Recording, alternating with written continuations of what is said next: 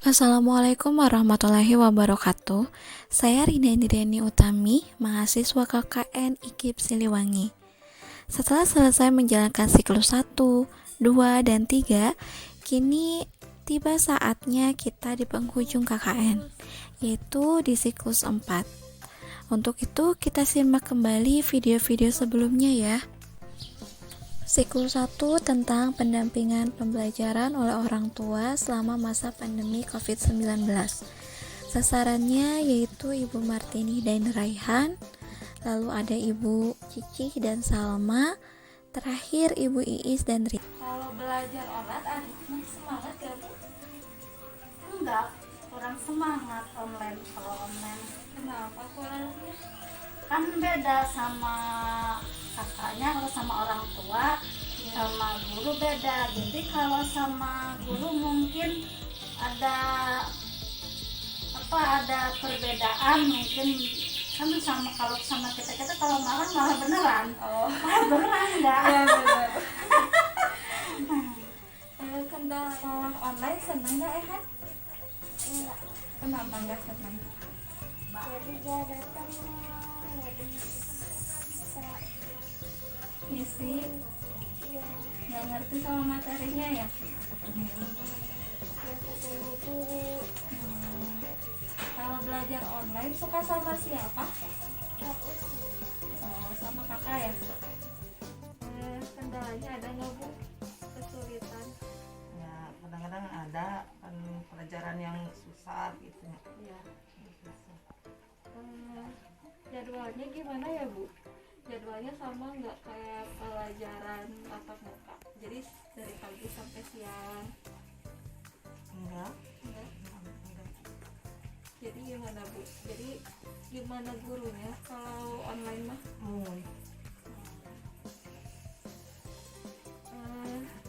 Kalau guru memberikan tugas atau materi, Ibu ngerti nggak Bu? Enggak. Nggak ngerti. Enggak, ibu enggak ngerti.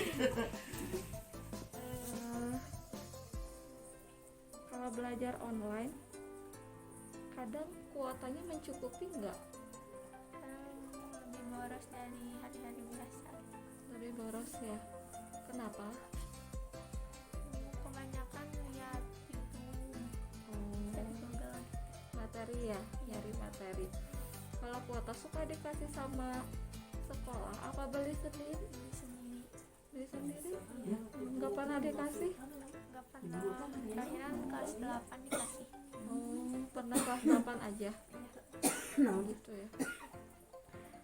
Guru suka ngasih arahan nggak atau misalkan penjelasan, jadi misalkan materinya ini tapi sama contohnya gitu. Tergantung gurunya sih, ada yang suka ngasih materi dengan penjelasannya, ada juga yang enggak. Ada yang enggak juga ya. Ada nggak Bu kendala saat pembelajaran online? Ada. Apa kendalanya? Masalah kuota. Ya. Kuota beli sendiri ya Bu? Iya. Udah dikasih. Terus apa lagi Bu? Ya suka susah belajarnya. Iya, Ibu kurang memahami juga ya Bu. Iya. Saat guru memberikan tugas atau materi, penjelasannya gimana ya Bu? Ibu paham atau gimana?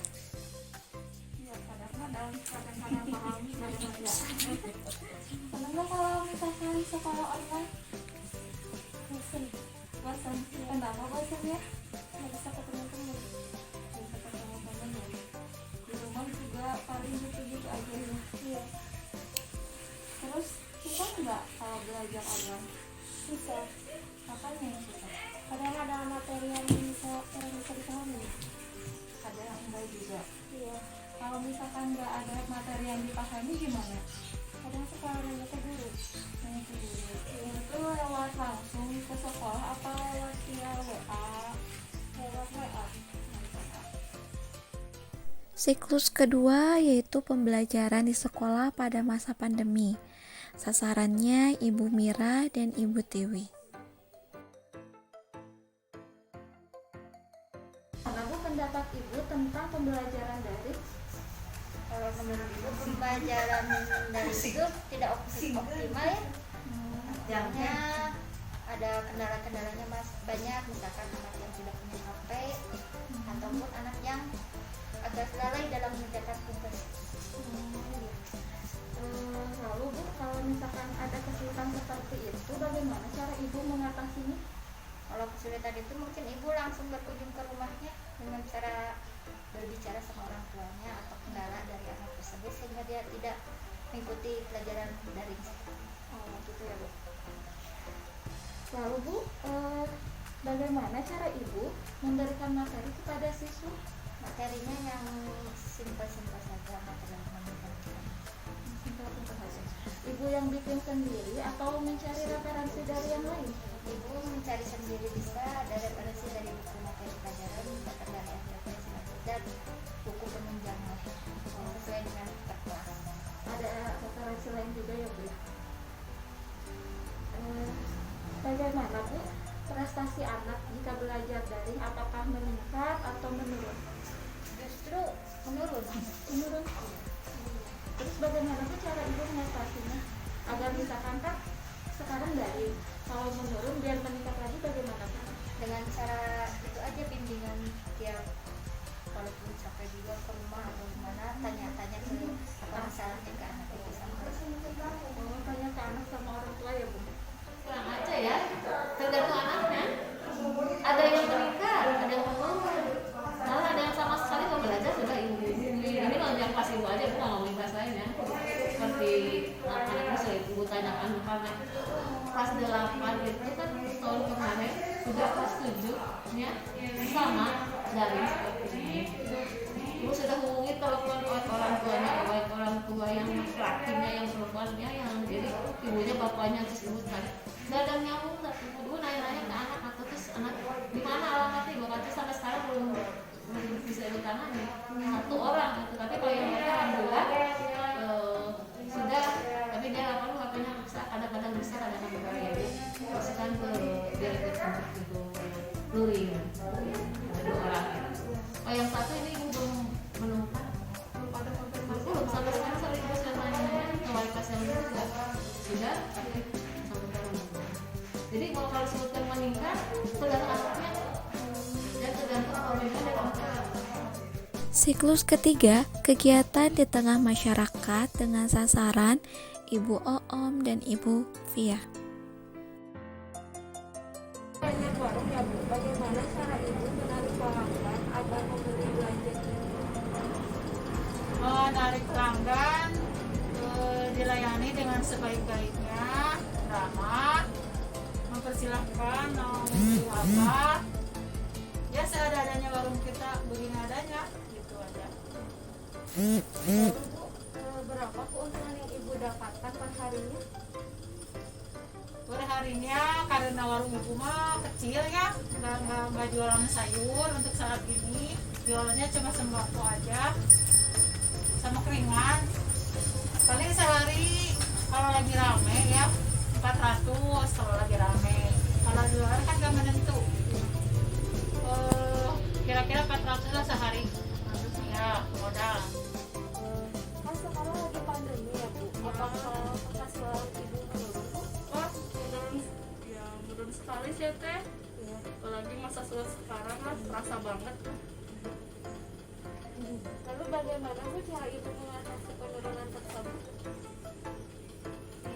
Ya saya bertahan aja ya teh ya, udah untuk apa ya, untuk Membantu yang untuk membantu suami juga kerja gitu ya, penghasilan ya saya mah jalanin saja lah, berdoa ikhtiar lah, minimal gimana caranya gitu ya. COVID-19 berdampak terhadap seluruh sektor kehidupan, seperti halnya pada sektor pendidikan dan perekonomian. Dampak terhadap pendidikan yaitu mengharuskan pemerintah menggantikan sistem pembelajaran yang awalnya di sekolah menjadi di rumah. Saat masa pandemi, peran orang tua sangat penting untuk membimbing anak di rumah dan memberikan motivasi belajar agar anak tetap semangat hingga prestasinya meningkat. Sedangkan dampak terhadap perekonomian sangat terasa karena hal ini menyentuh berbagai lapisan masyarakat, salah satunya tersendat kebutuhan primer. Pengusaha seharusnya memperhatikan strategi usaha guna mempertahankan usaha yang sudah ada di masa pandemi ini. Pengusaha ataupun pedagang harus bisa memanfaatkan teknologi yang ada sebagai sarana berdagang.